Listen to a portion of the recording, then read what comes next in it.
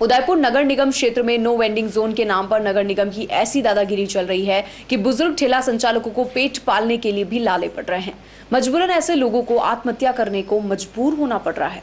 ऐसा ही वाकया hospital road के सामने देखने को मिला, जहां कोरोना काल में पैदल चलकर मास्क बेच रहे एक 60 साल के बुजुर्ग को नगर निगम और अस्पताल के कर्मचारियों ने इस कदर धमकाया कि उसने जान देने के लिए एक साथ 20 गोलियां निगल ली। यह तो गनीमत रही कि वह व्यक्ति बच गया, लेकिन इसके सामने इसका और उसकी पत्नी का पेट पालने का एकमात्र जरिया जो ठेला था, उसको भी नगर निगम ने जब्त कर रखा है। पति पत्नी रो रो कर दुहाई दे रहे हैं कि उनको पेट पालने के लिए रोजगार करने दिया जाए, लेकिन कानून का डंडा लेकर बेरहम नगर निगम प्रशासन इनकी एक नहीं सुन रहा है। नो वेंडिंग जोन में कारोबार नहीं होता है, लेकिन जो लोग सालों से वहां पर काम कर रहे हैं उनको दूसरा वेंडिंग एरिया भी नहीं दिया गया। ऐसे में इन लोगों को बेदखल करके नगर निगम क्या संदेश देना चाहता है, यह कोई नहीं जानता। ठेला चलाकर सम्मान की रोटी खाने वाले इन लोगों को रोजगार करने की जगह चाहिए, लेकिन कानून की हेकड़ी दिखाकर नगर निगम इनके मुंह का निवाला छीनने पर अड़ा हुआ है। हरपाल दास नाम का यह व्यक्ति हाथ जोड़ रहा है। इनकी पत्नी रो रही है कि उनको फुटपाथ किनारे सम्मान का रोजगार करने दो ताकि दोनों का पेट पाल सके। जरा सुनिए निगम के अकायों की ये मजबूरी के आंसू शायद तुम्हें नजर नहीं आ रहे हैं क्या? एक मूंछ वाला हेड है, वो अंदर दरवाजे के बाहर भी नहीं खड़ा होने देता है और बाहर जो खड़े रहते हैं उनको भी कहता है यहाँ से भगाओ यहाँ से। अच्छा। गेट के बाहर जो नल लगा हुआ है ना, वहाँ तक नहीं खड़े रहने देते हमको। बस रोड पे खड़े रहो। रोड पे ट्रैफिक वाले परेशान कर रहा हूँ, बहुत परेशान हो गया मैं। आखिर में 2 बजी मैं बहुत इतना घबरा गया, रोटी तक नहीं गया। एक रोटी भी वही पड़ी होगी यार, एक रोटी का निवाला गया, वो भी तो उल्टी आ गई। वहाँ पर पानी पी के मैं क्या, अब मेरे को नहीं जीना, अब ऐसे जीवन में जीवन जीना ही नहीं। हिलाल की रोटी नहीं खाने देते, आराम की क्या खाने देंगे। इसी में सो गया साहब, मैं दवाई खा के सो गया। ये 8 पत्ते मेरी जेब में ही अभी तक ही, ये घोल के खा गया। अच्छा, अब क्या करूँ साहब, अब जीवन तो है नहीं और कोई रास्ता है नहीं, और कोई मेरे पास कोई पैसे वाला है नहीं जो मैं उसके पास जाऊँ हाथ जोड़ करके लाऊँ।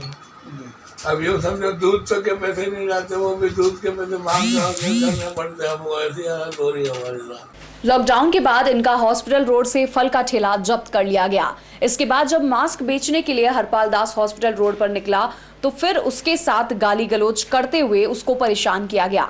कोरोना काल में मास्क बेचकर रोजगार का अवसर ढूंढने वालों के साथ ऐसा व्यवहार किया गया कि जिंदगी से परेशान होकर इस व्यक्ति ने गोलियां निगल ली। गनीमत रही कि जान बच गई, लेकिन मानसिक रूप से नगर निगम के डंडे से व्यक्ति परेशान है। क्या सड़क किनारे खड़े रहकर 2 जून की रोटी का इंतजाम करना गुनाह है? क्या बुजुर्ग दंपति का एकमात्र रोजगार का आसरा उनका ठेला नगर निगम द्वारा जब्त करना बेहद जरूरी है? ऐसे कई सवाल हैं जो निगम प्रशासन की कार्रवाई पर सवाल उठाते हैं कि रोजगार दे नहीं सकते तो रोजगार छीनने का हक भी किसी को नहीं है। मेरे को बाहर खड़ा होता बॉक्स बेच रहा था, आते मूछे वाला ने धक्का दिया मेरे को।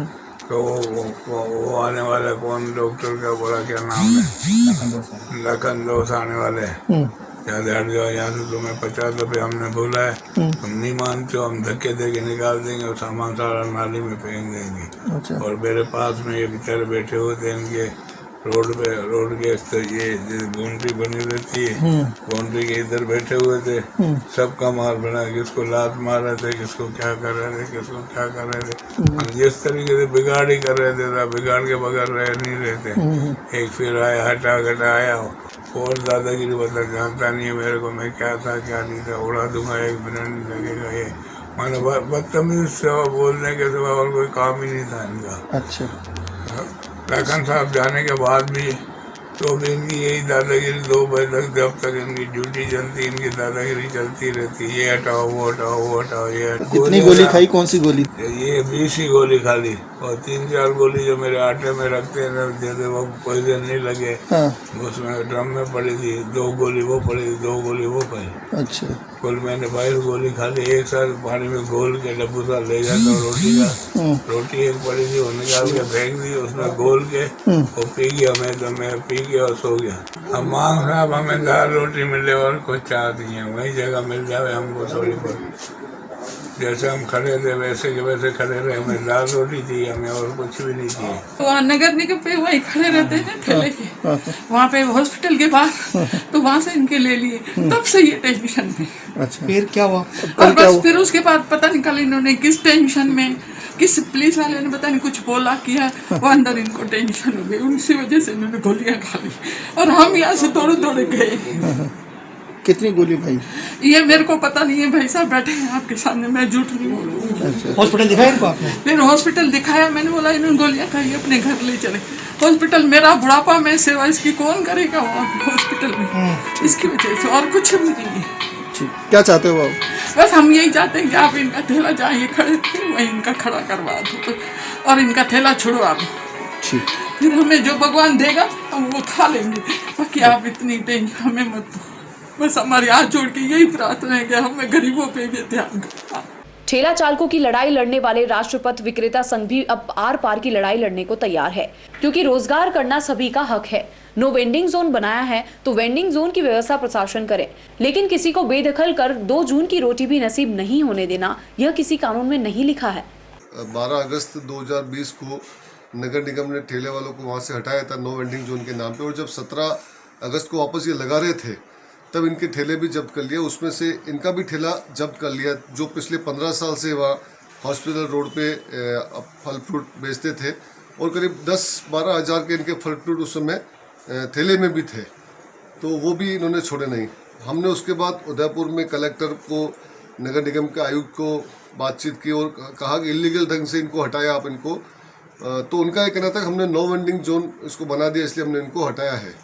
अब हम यही बताना चाहते हैं कि जो कानून क्या बोलता है, हम सभी लोग कानून को मानने वाले लोग हैं। अगर हम लोग सोचे तो वास्तव में एक अलग बात है, लेकिन बताना इसलिए ज़रूरी है कि कानून में ये लिखा है कि नो वेंडिंग जोन बना भी देते हो तो आप जिनको नो वेंडिंग जोन के नाम हटाते हो तो वापस वेंडिंग जोन पे उनको इस्टेब्लिश करना पड़ेगा। पहले वो वेंडिंग जोन आपको पूरा तैयार करना पड़ेगा, उसका सारा, जिसमें छाया, पानी, रोशनी, अच्छी शेड और रोजगार की उनकी व्यवस्था हो, वो सारी व्यवस्था उनको करनी होगी। ऐसा कुछ उसने किया नहीं। जैसा कि नगर निगम ने हमारे जयपुर में जवाब भी दिया डायरेक्टर को कि हम लोग वो व्यवस्था प्रक्रियाधीन है, कि भाई वेंडिंग जोन हम लोग इस्टेब्लिश कर रहे हैं, पास में जगह चिन्हित कर लिए और प्रक्रियाधीन है। यानी ये स्पष्ट है कि 4 महीने में नगर निगम ने ऐसा कोई स्थान चयन नहीं किया है जहाँ पर इनको इस्टेब्लिश किया जाए। कानून ये बोलता है कि आपको इस्टेब्लिश हाथों हाथ करना होगा और उसको पहले वो सारी व्यवस्थाएं करनी होगी और उसमें रोजगार भी चल सके। नगर निगम के आयुक्त को कल तक इनको भाई गैर कानूनी रूप से हटाया, वो भी मान रहे हैं। हम तो आमने सामने बहस करने को तैयार है, मुद्दे पर चर्चा करने को तैयार है। अगर इन लोगों ने गलत ये वहाँ पर काम करना चाहते हैं तो आप मत करो, लेकिन बताओ तो सही। तो ये कौन सा लोकतंत्र, ये एक तरह से गुंडा तंत्र है, मतलब गुंडागिर्दी करने पे उतारो। और हम लोग यही हमारे निर्णय लिया, हम लोग मीटिंग करेंगे इस बारे में, संडे को जन सुनवाई भी है और उसमें निर्णय करके इस बार ये सारे लोग अलग अलग करके आत्महत्या करने की कोशिश करें, इससे अच्छा कलेक्टर के बारे में इनको बिठाएंगे और वो जो प्रशासन करना चाहे उसके बाद उनको निर्भर करेगा। और ये तय बात है, हम लोग अब जो है आर पार की लड़ाई लड़ेंगे और ये या तो इनको वहाँ पर रोजगार करने दें या फिर जो प्रशासन के सामने जान तोड़ेंगे उसके जवाब तक प्रशासन और सरकार रहेगी।